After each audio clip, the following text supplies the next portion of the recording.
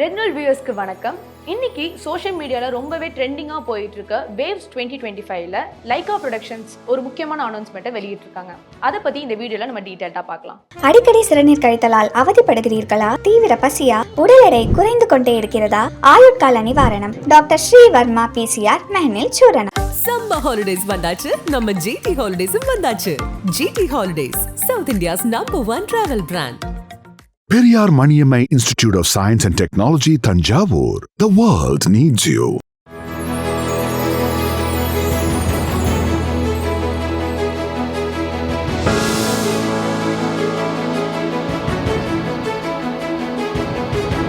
Waves 2025 அப்படின்னா என்னன்னு பார்த்தீங்கன்னா world audio visual and entertainment summit. So இந்த சம்மிட்டில் ஒரு 4 நாள் கான்ஃபரன்ஸ் மே 1ஆம் தேதி அன்னைக்கு ஆரம்பிச்சிருக்கு. ஸோ இந்த கான்ஃபரன்ஸில் நம்ம இந்திய சினிமாவை எப்படி உலக லெவலில் கொண்டு போகலான்னு பல பிரபலங்கள் இணைஞ்சு ஒரு மீட்டிங் மாதிரி நடத்துவாங்க. ஸோ இந்த மீட்டிங்கில் பெரிய பெரிய பிரபலங்கள் யாருன்னு பார்த்தீங்கன்னா ரஜினிகாந்தா இருக்கட்டும், தீபிகா படுகோன், ஷாருக் கான், ஐஸ்வர்யா ராய் அப்படின்னு பல பிரபலங்கள் இணைஞ்சு நிறைய பேர் அவங்களோட ஒப்பீனியனை ஷேர் பண்ணியிருக்காங்க. ஸோ யூஸ்வலாகவே நம்ம இந்தியன் சினிமாவை மற்ற கண்ட்ரீஸில் பார்க்குறதுக்கு நிறைய பேர் வந்துட்டு ஆர்வமாக இருப்பாங்க. இந்த மாதிரி இந்தியன் சினிமாவை அடுத்த லெவலுக்கு கொண்டு போகிறதுக்கு இந்த மாதிரி கான்ஃபரன்ஸ் ரொம்பவே உதவியாக இருக்கும். ஸோ இந்த கான்ஃபரன்ஸில் லைகா ப்ரொடக்ஷன்ஸ் ஒரு முக்கியமான அறிவிப்பை வெளியிட்டிருக்காங்க. லைகா ப்ரொடக்ஷன்ஸ் வந்துட்டு கடந்த 10 வருஷமாக தமிழ்நாட்டில் பெரிய பெரிய blockbuster film, high budget ஃபிலிம்ஸை ரொம்பவே சக்ஸஸ்ஃபுல்லாக நடத்திட்டு இருக்காங்க. ஸோ பெரிய பெரிய படங்களான கத்தி, பொன்னியின் செல்வன் 1 and 2, எந்திரன் 2.0 இந்த மாதிரி பல படங்கள் வந்துட்டு அவங்களோட ப்ரொடக்ஷன் ஹவுஸ்லேருந்து தான் வெளியே வந்திருக்கு. ஸோ இப்போ லைகா ப்ரொடக்ஷன்ஸ் பார்த்தீங்கன்னா மகாவீர் ஜெயின் ஃபிலிம்ஸுங்கிற இன்னொரு ப்ரொடக்ஷன் ஹவுஸோட இணைஞ்சிருக்காங்க. அண்ட் இவங்க 2 பேரும் சேர்ந்து அடுத்த 3 வருஷத்தில் 9 படங்கள் வெளியிட போகிறதா ஒரு அனௌன்ஸ்மெண்ட் விட்டுருக்காங்க.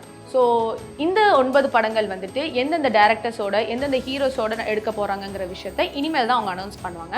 ஸோ இந்த மாதிரியான ஒரு விஷயம் மக்கள் மத்தியில் வந்துட்டு ரொம்பவே ஒரு எக்ஸைட்மெண்ட்டை உண்டாக்கியிருக்கு. ஸோ பொதுவாக லைகா ப்ரொடக்ஷன்ஸ் அப்படின்னாலே பெரிய பெரிய ஹீரோஸ் அண்ட் டேரக்டர்ஸ் லைக் கமல்ஹாசனாக இருக்கட்டும், ரஜினிகாந்தா இருக்கட்டும், மணிரத்னம் அவர்களாக இருக்கட்டும், இந்த மாதிரியான பெரிய பெரிய பிரபலங்களை வச்சு தான் படங்கள் வெளியிட்டிருக்காங்க. ஸோ அப்படி இருக்கிறப்ப இந்த அடுத்த 9 படங்கள் யாரை வச்சு எடுக்க போகிறாங்க அப்படிங்கிற ஒரு எக்ஸைட்மெண்ட் மக்கள் மத்தியில் ரொம்பவே அதிகமாக இருக்குன்னு சொல்லலாம். ஸோ அது மட்டும் இல்லாமல் இந்த கான்ஃபரன்ஸில் லைகா ப்ரொடக்ஷனோட சேர்மன் சுபாஷ் காரன் அவர்கள் என்ன சொல்லியிருக்காருன்னு பார்த்தீங்கன்னா, இந்த 9 படங்களை நாங்கள் நரேந்திர மோடி அவர்களுக்கான ஒரு ட்ரிபியூட்டாக தான் நாங்கள் வந்துட்டு இதை செலுத்துகிறோம்னு சொல்லியிருக்காங்க.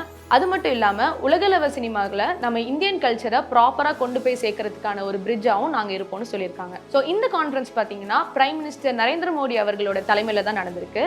அது மட்டும் இல்லாமல் பல மாநிலத்தில் இருக்கிற பெரிய பெரிய டாப் ஸ்டார்ஸ் எல்லாருமே இந்த கான்ஃபரன்ஸில் கலந்துருக்காங்க. நம்ம தமிழ்நாட்டிலேருந்து ரஜினிகாந்த் மற்றும் மினிஸ்டர் எல் முருகன் அவங்களுமே வந்துட்டு இந்த கான்ஃபரன்ஸில் கலந்துருக்காங்க. ஸோ இந்த மாதிரியான கான்ஃபரன்ஸ்லாம் நடக்கிறதுக்கான மெயின் ரீசன் என்னன்னு பார்த்தீங்கன்னா நம்மளோட இந்திய சினிமாவை அடுத்த கட்டத்துக்கு கொண்டு போகிறதுக்கான ஒரு சின்ன முயற்சி தான். அது மட்டும் இல்லாமல் இந்த மாதிரி கான்ஃபரன்ஸில் பல மாநிலத்திலேருந்து எல்லாருமே ஒன்று சேர்ந்துருக்கிறதுனால நம்மளோட இந்தியன் சினிமாக்குள்ளேயே பல டேரக்டர்ஸ்க்கும் ஆக்டர்ஸ்க்கும் ஒரு மீட்டிங் மாதிரி நடக்கிறனால எல்லாருமே எல்லாரோடையும் கொலாப் பண்ணுறதுக்கான ஒரு முக்கியமான ஆப்பர்ச்சுனிட்டியாகவும் ஒரு பிளாட்ஃபார்மாகவும் இதை நமக்கு பார்க்குறாங்க. ரீசெண்டாக பார்த்தீங்கன்னா பேன் இண்டியன் ஃபிலிம்ஸ் அப்படிங்கிற ஒரு டேர்ம் வந்துட்டு ரொம்பவே பிரபலமாக ஆகிட்டு இருக்கு. ஸோ இந்த மாதிரியான கான்ஃபரன்ஸ் மூலமா எல்லாருமே இணைஞ்சு இருக்கிற ஒரு டைமில் வந்துட்டு பேன் இண்டியன் ஃபிலிம்ஸ் அடுத்த கட்டமாக பேன் வேர்ல்டுக்கு கூட மாறுறதுக்கான வாய்ப்புகள் இருக்குது. யூஸ்வலாக ஒரு ஹாலிவுட் படத்தை எப்படி நம்ம இந்தியர்கள் ரசித்து பார்க்குறாங்களோ அதே மாதிரி நம்ம இந்திய படங்களையும் ஹாலிவுட் மற்றும் எல்லா உலகத்தில் இருக்க எல்லாருமே ரசித்து பார்க்கணும் அப்படிங்கிற ஒரு முயற்சிக்கு தான் இந்த வேவ்ஸ் 2025 பிரதமர் நரேந்திர மோடியின் தலைமையில் நடந்துட்டு இருக்கு.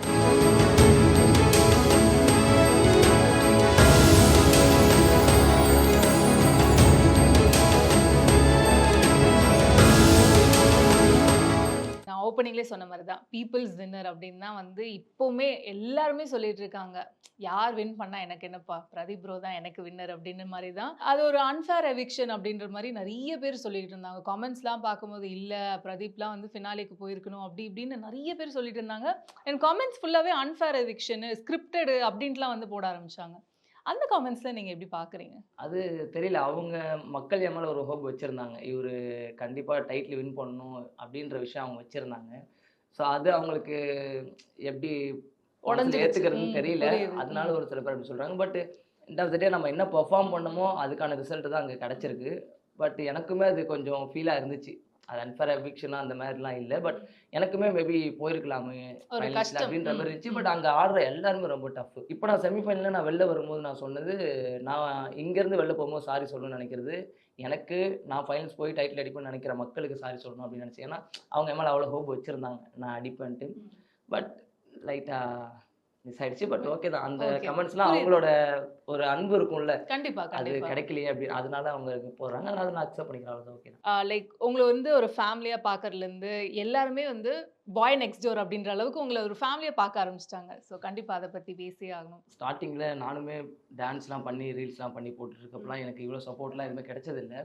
எனக்கும் நிறைய வியூஸ் போகுமா, இல்லை நம்மளும் நிறைய பேருக்கு பிடிக்குமான்லாம் நான் எதிர்பார்த்த நாட்கள் நிறையா இருக்குது. ஸோ அப்படி இருக்கும்போது எனக்கு இந்த விஜய் டிவியில் கிடச்சி அதுக்கப்புறம் ஜோடி ஆர்வி பண்ணதுக்கப்புறமேட்டு எனக்கு அது கிடைக்காம போயிட்டு மறுபடியும் உள்ளே வந்ததுக்கப்புறம் தான் எனக்கு இன்னும் அந்த விஷயம் இம்பேக்டாக இருந்துச்சு என் லைஃப்பில். எல்லாருக்கும் இன்னும் என்ன ரொம்ப பிடிக்க ஆரம்பிச்சு. ஏன்னா அவங்கலேருந்து ஒருத்தவங்க யாராவது கஷ்டப்பட்டு ஒரு விஷயத்துக்கு போயிருந்தா அவனுக்கு அந்த வாய்ப்பு கிடைக்காம போயிருந்தா எப்படி ஃபீல் பண்ணியிருப்பாங்களோ அதே மேட்டர் தான் நான் ஃபீல் பண்ண மாதிரி அவங்களும் ஃபீல் பண்ணியிருந்திருக்காங்க. அதனால தான் எனக்கு அவ்வளோ சப்போர்ட் கிடைச்சிது. அது வெளியிலுமே ரெஸ்பான்ஸ் நல்லா இருந்துச்சு. ஸோ அது ரொம்ப சந்தோஷம். எனக்கு அவ்வளோ சப்போர்ட் கொடுத்த மக்களுக்கெல்லாம் ரொம்ப நன்றி. கண்டிப்பா. ஸோ மக்கள் சப்போர்ட் ஒரு பக்கம் இருந்தாலுமே ரொம்ப சந்தோஷமா இருந்தது வந்து உங்க அம்மா வந்து ஹாப்பியா பார்க்கறது தான். ஏன்னா வந்து அம்மாவோட ஹாப்பினஸ் தான் at the end of the day. ஏன்னா அவங்க வந்து நம்ம புள்ள கஷ்டப்படுறானே அப்படின்னு ஒரு வருத்தம் இருந்தாலுமே அம்மாவோட ஹாப்பினஸ் பத்தி கண்டிப்பா பேசி ஆகணும். ஸ்டேஜ்ல வந்து அம்மா ஏத்துறதுலேருந்து அம்மா வந்து இப்போ ப்ரௌட் அப்படின்ற அளவுக்கு வந்து சொல்லிட்டு இருக்காங்க. ஸோ அம்மா பத்தி கண்டிப்பா. அம்மா அதான் நான் டான்ஸுக்கு போகும்போது அம்மா என்னை வந்து பெருசாக சப்போர்ட்லாம் பண்ணலை. ஏன்னா அப்பாவை விட்டு அம்மா தனியாக இருக்காங்க. ஒரு 14 வருஷமாக அம்மா தனியாக தான் இருக்காங்க. எங்களை பார்த்துக்கிட்டு வளர்த்துட்டு இருக்காங்க. ஸோ அப்படி இருக்கும்போது நாங்கள் தான் அம்மாவை பார்த்துப்போம் அப்படின்ற மாதிரி தான் எங்கள் அம்மாவோட மைண்ட் செட்லாம் இருந்துச்சு. ரொம்ப கஷ்டப்பட்டாங்க அம்மா. அப்படி இருக்கும்போது நாங்கள் நான் ஸ்டடீஸ் எல்லாம் விட்டு டான்ஸுக்கு சென்னைக்கு வரணுன்னும் போது எங்கள் அம்மா அதை அக்செப்ட் பண்ணவே இல்லை. அதில் போய் என்ன பண்ண போகிறேன், நீங்கள் என்னை காப்பாற்றுவீங்கன்னு நினச்சேன் அப்படின்னு அம்மா ரொம்ப பிரேக் ஆகிட்டாங்க. பட் நான் சொன்னேன், இல்லைம்மா நான் போகிறேன், எனக்கு அது ரொம்ப இன்ட்ரெஸ்ட், அதில் ஏதாவது ஒரு விஷயம் பண்ணுவேன், கண்டிப்பாக உங்களை என்னையமெல்லாம் வெளில காட்டுவேன், அந்த மாதிரி ஏதாவது ஒரு விஷயம் பண்ணுவேன்னு போய் தான் ஒரு 7 இயர்ஸ் ஆச்சு. ஸோ அதுக்கப்புறம் அம்மா எப்பயுமே கேட்பாங்க, இத்தனை நாள் இருக்கிற இது நம்மளுக்கு எதுவும் கிடைக்காதுப்பா அப்படின்ற மாதிரி நிறைய டைமில் அம்மா பேசியிருக்காங்க கிட்ட. நான் சொல்லுவேன், இல்லைம்மா ஒரு நாள் கண்டிப்பாக கிடைக்கும் அப்படின்னு சொல்லி அம்மா கிட்ட சொல்லிதான் இருப்பேன். அது எனக்கு இப்போ ரீசெண்டாக நடந்ததுக்கப்புறம் அம்மாவுக்கு ரொம்ப ஹாப்பி. வெளியில் போகிறவங்களாம் கேட்குறாங்க இந்தமாரி. ஏன்னா நான் டான்ஸ் பண்ணும்போதெல்லாம் நான் பண்ணுற காஸ்டியூம்ஸு, நான் பண்ணுற ஹேர் ஸ்டைல்ஸ்லாம் பார்த்து எங்கள் அம்மா கிட்ட கம்ப்ளைண்ட் பண்ணுவாங்க. ஏன்னா இப்படி இருக்காப்புல, தம்பி இப்படிலாம் ட்ரெஸ் போடுறாப்புல, கிழிஞ்ச பேண்ட்லாம் போட்டிருக்காப்புன்னு சொல்லி அம்மா கேட்கும்போது அம்மா என்கிட்ட ஃபீல் பண்ணி தான் சொல்லுவாங்க. அப்போ நான் அதெல்லாம் சொல்லுவேன், இல்லைம்மா இந்த ஃபீல்டில் இப்படிலாம் இருந்தால் தான் நான் டான்ஸர்ன்ற மாதிரியாவது கொஞ்சம் தெரியும் அப்படின்னு சொல்லிட்டுலாம் நான் அப்போ ஒரு மாதிரி போட்டுட்டு இருந்தேன். அதுக்கப்புறம் அம்மாவுக்கு இப்போ வந்து உன் பையன் டான்ஸ் ஆடுறான்னு சொல்லும்போது அம்மாவுக்கு ரொம்ப ஹாப்பி. நிறைய பேர் கேட்குறாங்க, அம்மா வேலை பார்க்குற இடத்துல நிறைய பேர் கேட்குறாங்க அப்படின்னு சொல்லும்போது அம்மா ரொம்ப ஹாப்பி. இப்போ நான் தான் சொன்னேன், நம்ம ஒரு விஷயம் பண்ணணும்னு நினச்சி வந்தோம், நம்ம அது கிடச்சிருச்சு அப்படின்னு ஹாப்பி. அப்புறம் அண்ணா சாண்டி அண்ணாவும் பேசுனாங்க அம்மா கிட்ட, அம்மா வந்து சேனல்லையும் பேசுனாங்க, ரொம்ப ஹாப்பி அம்மா. இப்போ நீங்க சொன்னீங்க லைக் அம்மா வந்து தனியா உங்களை காப்பாற்றணும் அப்படின்ற அந்த ஒரு ஸ்ட்ரகிளே வந்து ஒரு தனியா இருக்கும்ல. ஃபினான்ஷியலி எப்படி நீங்க மேனேஜ் பண்ணீங்க? அஃப்கோர்ஸ் நம்ம பேஷனை நோக்கி ஓடும்போது வந்து ஃபினான்ஷியலி மேனேஜ் பண்ணுறது வந்து ரொம்ப கஷ்டமான ஒரு டாஸ்காக இருக்கும். சென்னை சர்வைவல் வந்து கொஞ்சம் எக்ஸ்ட்ரா காஸ்ட்டோட இருக்கும், எல்லாமே இருக்கும்ல. ஸோ இந்த சர்வைவல் பற்றி கண்டிப்பாக பேசி ஆகணும். நான் இங்கே சென்னைக்கு வரப்போ ஸ்டார்ட் அப்பில் எனக்கு பெருசாலாம் இன்கம் எதுவுமே கிடையாது. நான் டான்ஸ் நம்பி வந்துட்டேன். அப்போ நான் டான்ஸ் பண்ணும்போது எனக்கு ஒரு ஷூட்டுக்கு 500, அது 20 days ஒன்ஸ் 20 days ஒன்ஸ் நடக்கும். மந்த்லி பார்த்தீங்கன்னா 1500 தான் எனக்கு கிடைக்குமே. அப்போ ஸ்டார்ட் அப்பில் நான் வந்தப்போ சென்னையில் அதை வச்சுட்டு தான் நாங்கள் அம்மா ஹோட்டலில் தான் சாப்பிடுவோம். நான் மோஸ்ட்டாக அம்மா ஹோட்டலில் தான் சாப்பிட்டுருக்கேன். ஒரு 3-4 இயர்ஸாக அம்மா ஹோட்டலில் தான் சாப்பிடுவேன், காலைல மதியம் எல்லாமே. சம்டைம்ஸ் காசு இல்லைன்னா எங்கள் சொந்தக்காரங்க ஒருத்தவங்க சென்னையில் பழக்கடை வச்சுருக்காங்க, எங்கள் வீட்டு பக்கத்துலேயே இருக்கும். இப்போ நாங்கள் ரூம் எடுத்திருந்தோம் அங்கே. அப்போ வந்து அவங்க ஒரு சில பழம்லாம் கொடுப்பாங்க, அடிப்பட்ட பழம்லாம் கொடுப்பாங்க. அந்த மாதிரிலாம் பழம்லாம் சாப்பிட்ருக்கோம். அந்த மாதிரி தான் போச்சு. ஆனால் நான் இன்ன வரைக்கும் அம்மாவுக்கு நான் ₹1 கூட நான் அமிச்சதில்லை. இங்கேருந்து இந்தாங்கம்மா வச்சுக்கோங்கம்மான்னு சொல்லி நான் இங்கேருந்து சம்பாரிச்சோ லேர்ன் பண்ணியோ நான் இன்ன வரைக்கும் எங்கள் அம்மாவுக்கு நான் கொடுத்தது இன்ன வரைக்கும் நான் கொடுத்தது. எங்கள் அம்மா தான் என்ன ஸ்ட்ரகிளாக இருந்தாலும் அங்கே வேலை பார்த்துட்டு அவங்க வீட்டு வேலைலாம் பார்த்துட்டு அவங்க ஏதாவது வேணுமான்னு எனக்கு கேட்டு எனக்கு அனுப்புவாங்க.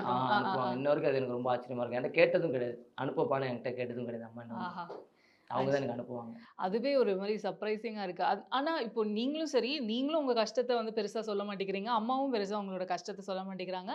ஆனால் எப்படியோ பேலன்ஸ் பண்ணி போய்கிட்டு இருக்கோம் அப்படின்ட்டு.